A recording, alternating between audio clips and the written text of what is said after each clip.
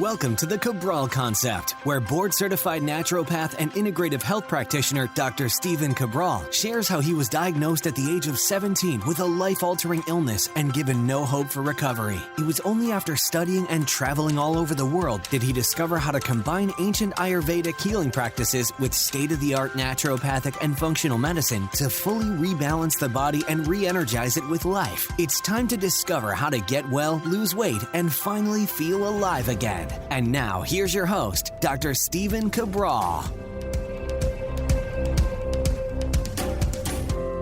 Hi, everyone, and welcome back to the show. It's great to have you here today on this Motivation and Mindset Monday, where each and every week we're trying to start our week off right. We're trying to take our mind, our body, and our life to that next level. And what I want to share with you on today's show is how to do that by being able to better receive feedback from both an internal and external perspective.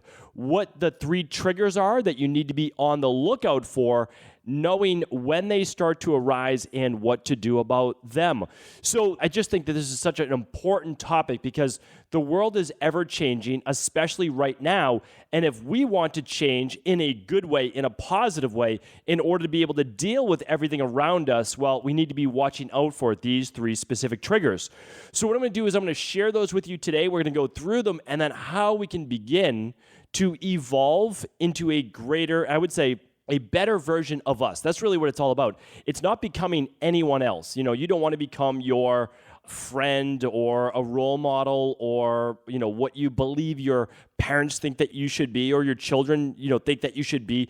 It's about you. It's about your life and deciding, okay, this is who I believe that I am, but there's a better version of that. And that is what we want to move towards. We don't want to recreate anybody else's life. That's their life. Our life is our life. We want to make the most of what we have and not covet anything else that someone else has. Now, the truth to that is this. If you start to view life in that way, with that perspective, you will be infinitely happier, because you're able to play to your strong suits. Now, the reason why I'm going over today's show, though, is so that you can draw those out to a greater level. Because if you want to take your life to that next level, something does need to change. Not radically, but it's more how we view ourselves. And sometimes we're not always the best at taking feedback from either things that we know to be the truth or when someone else shares that feedback with us. So let's get right into today's show. I'm going to go over those three big triggers for feedback and really how we should be looking at our life. So a lot of this information, again, comes from me doing a lot of teaching right now. So I love teaching. Of course, it's my favorite thing to do. I view myself as a teacher, as an educator, that's someone that is able to learn from those people that have come before me. So great masters in medicine from all over the world, great Eastern-based philosophers, many brilliant doctors, teachers, etc., that I've been able to learn from, whether it be from the thousands of books that I've read as virtual mentors or from actual in-person learning. But either way, what I try to do is this. I say, that is a beautiful perspective. I mean, that person really summarized it in such a great way. How can I then embody that myself and be able to teach it with others? Now, I gave up the viewpoint a long time ago that I would ever be perfect or I would ever achieve perfection.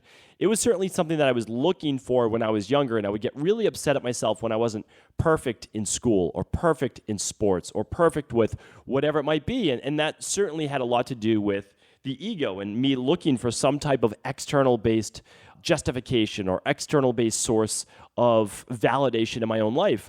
Once you're able to push that a little bit to the side, I don't think it ever goes away, truthfully. I don't think it ever goes away fully unless maybe you have reached that highest level of enlightenment. And that's great. And that is certainly something that you can strive for. But the nice thing is that you can at least recognize it.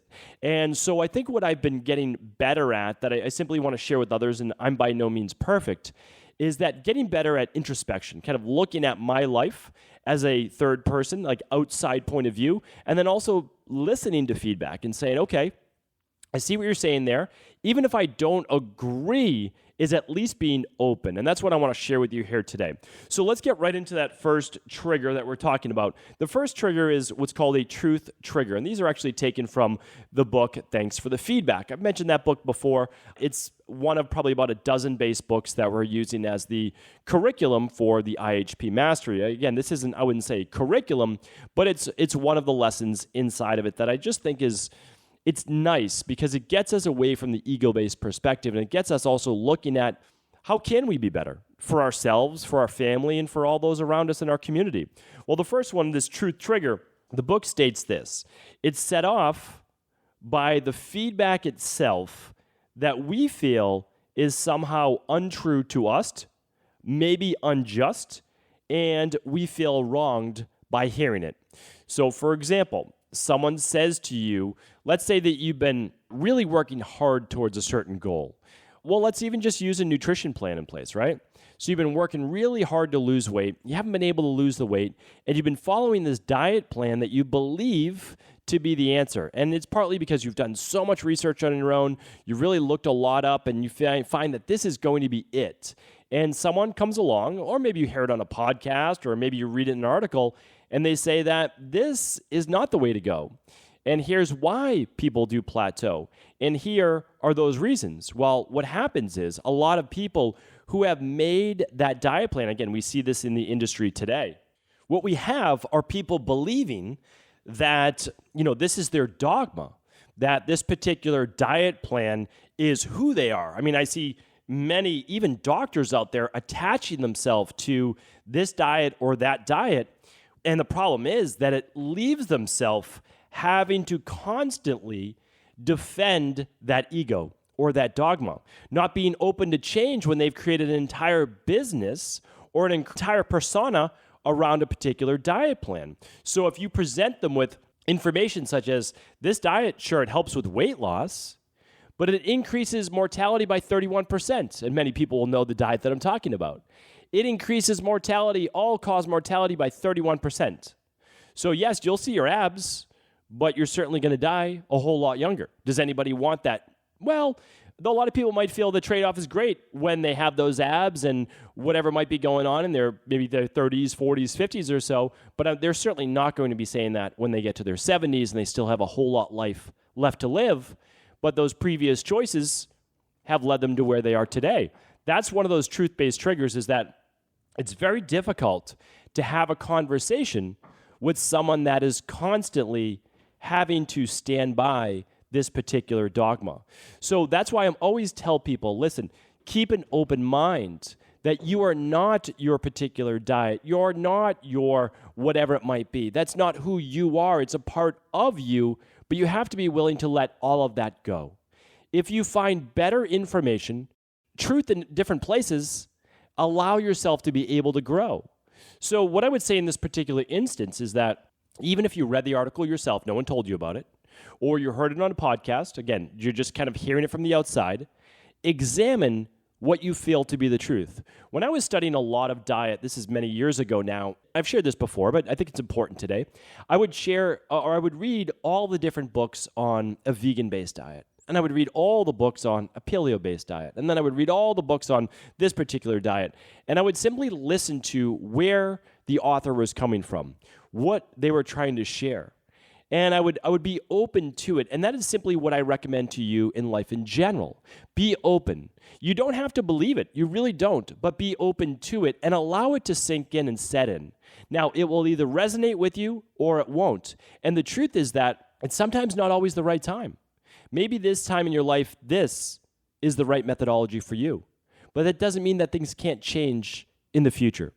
So this first trigger that keeps people from literally attaining their best life, from elevating their life and living the life that they want to live, is sometimes truth. It's sometimes hearing something that maybe they even believe to be true, but there's this cognitive dissonance in who they are right now. So many of those doctors or health gurus or experts spouting off this particular advice, it's difficult for them to ever go sideways or move to a different direction because they've dug their heels in so deep. Please do not be those people. Be the best for yourself, for your family, and for others. And that simply means being open, being a lifelong student. All right, the next truth trigger is this, or the next big trigger when we're looking to elevate our own life is relationship-based triggers. This is a big one. Think about this. Think about any particular area of your life. And let's say you heard it on a podcast, you read an article, you were watching a video, or a friend shared the information with you. You might be a lot more receptive and open to what that information is versus maybe your sibling or your parents or your spouse sharing that information with you. So what I'd like you to think about right now is that sometimes it's not the source of the truth or the message that you're receiving, the feedback, but it's actually the person that's giving it to you. And so when this is happening, let's say it's with your spouse, think of it this way, and I would ask yourself this. If I were to hear this information or receive this feedback from anyone else, maybe a best friend, someone that you trust, would I receive it differently? So let me just repeat that again. So if I were to hear this message from my best friend or someone that I can confide in, would I receive this message any differently?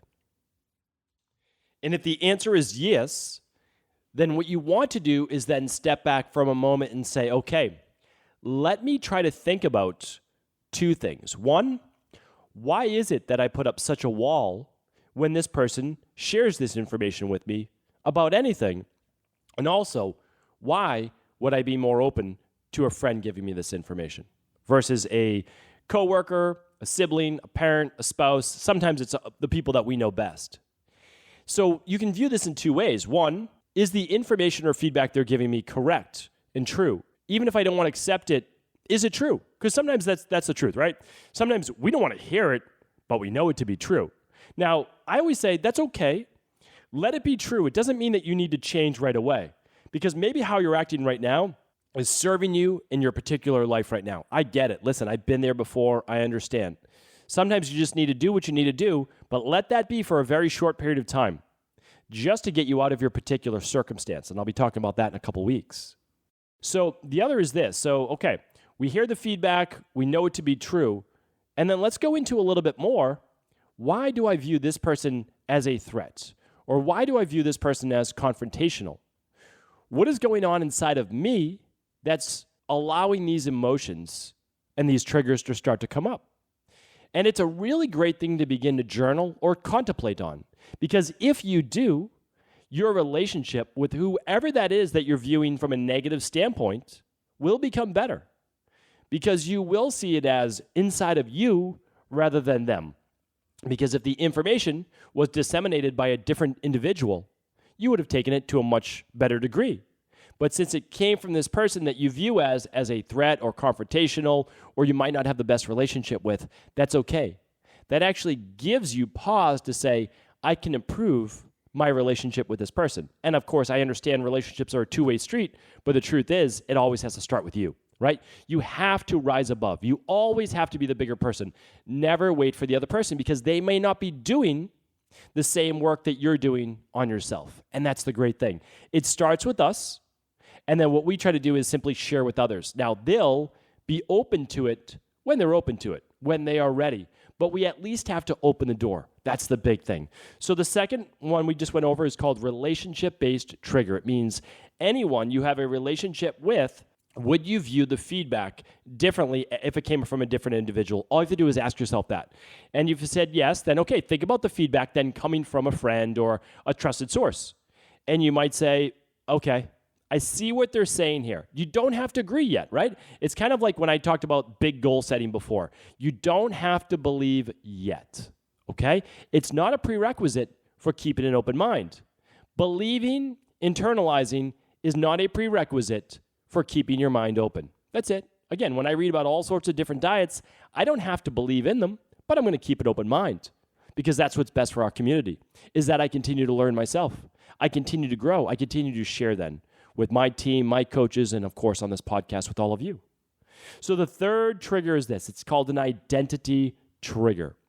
I mentioned this a little bit inside of the first one, but an identity trigger is us. It's no longer the individual outside, and it's no longer the message that we receive. It's not external. It's all internal. Now, of course, all of these are internal because we're always viewing the world from our own point of view. But think of this. The identity trigger has nothing to do if the feedback is right or it's wrong. It has everything to do with whether we believe that feedback or that piece of truth will undo us in our life. Meaning, like, will it unravel us? Will it have to radically change the way that we're living our life or believing? Because if it does, for the most part, we're going to just completely brush it aside, or what most people do on social media, they make fun of the person giving that information. They try to knock them down, right? Typically what happens is when someone brings us a truth, right? A truth that we don't want to see true, we don't want to believe. We see this all the time. The first thing that people do is they laugh at the person. And if that doesn't work, if ridicule doesn't work, then the next thing that happens is you try to knock that person down. You try to discredit them in any way. The pharmaceutical industry does this all the time to anybody in the natural health-based field. And it's too bad, but I see other natural health practitioners going after each other and trying to discredit them in any way. Like, they went to a better school, they did a better internship, they've read more books, they've studied under this person. Like, it's just, the hierarchy gets to be just a bit much, right? We should all be in this together in the natural health-based field because our goal is to help people heal from the inside out and to understand that pharmaceuticals and medication should only be used in life-saving based situations. So, I mean, that again, what I want to do is truly build community. And I hope that that's what we're all trying to do. But we have to look at it from this, that we need to be open-minded with each other as well. That there isn't always one best way to do things. That there's oftentimes multiple best ways, and those best ways work for different individuals. So when it comes to this last one, the identity trigger, we have to realize that in each one of us, that includes me, that we feel connected to a particular belief system, that if we hear something that goes against what we believe to be true, it is something called cognitive dissonance. And I've talked about this many, many times, but it's one of the most important concepts that you can begin to really deeply understand from psychology. And that is this, is that when we hold a truth to be almighty, to kind of rule over everything else, if we hear anything, whether it be a scientific research study or it be something that kind of stares us in the face that we know that that's right, we will dismiss it. And we'll dismiss it because our own belief is so deeply ingrained inside of us, and it's become us. We identify with it, that if we were to believe that to be true, there's such a disconnect with who we've already become. It's almost too much to comprehend. It's overwhelming. And that is why oftentimes people stop their growth process. And what I want to share with you today is if you want to continue to elevate in your life, that means spiritually, in your relationships, your body, your health, your career, everything that goes into making you a full, well-rounded individual, at some point you're going to have to say, my beliefs up to this point have gotten me here. And that's amazing, and I'm thankful for them. Some are true, some weren't true, and that's okay. It is my job as an individual, as a human being, to continue to be and grow and do. And as I be more, and I do more, and I become more, I'm going to learn more. If I keep an open mind, then that means there is absolutely nothing in this life that I won't be able to accomplish. If you hold that mindset, you keep your mind open, you keep your beliefs growing, that you continue to look at your life as ever evolving, that is where true happiness comes from. That is where the belief that you can accomplish anything, that you can be anything that you want, that you can do anything you've ever desired, and you become all of the things that you hoped you'd be. This is the message that I want to share with you, and I hope that it's also a message that you continue to share with others in your life as well. Thank you so much for tuning into the show. I appreciate you. I truly do. Thanks so much. And of course, if this show was helpful, please do feel free to share this message with anyone you believe it could serve. I want to sincerely thank you for your support of this podcast. I couldn't do it without you, and I mean that. I truly do. I also want to make sure you knew that we now have multiple ways for you to find your answers to the most difficult health, wellness, weight loss, and anti-aging questions. You can find podcast-specific topics like thyroid, adrenal, hormones, sleep, digestion, Ayurveda, and many more at stevencabral.com/podcasts that will then link you to your favorite Apple, Spotify, and other podcast players. Plus, all new podcasts and weekly exclusive video content is being added to our YouTube channel at youtube.com/Steven Cabral. And that's Steven with a PH. Head on over and subscribe so that you don't miss any of the exclusive content. Lastly, if you've ever found any of my podcasts or books to be helpful, I would really appreciate it if you could leave a review on iTunes or your favorite media player for the podcast. Rating and subscribing to the YouTube and podcast allow me to reach more and more people and help spread my mission of healing throughout the world. Thank you again for being a part of this movement.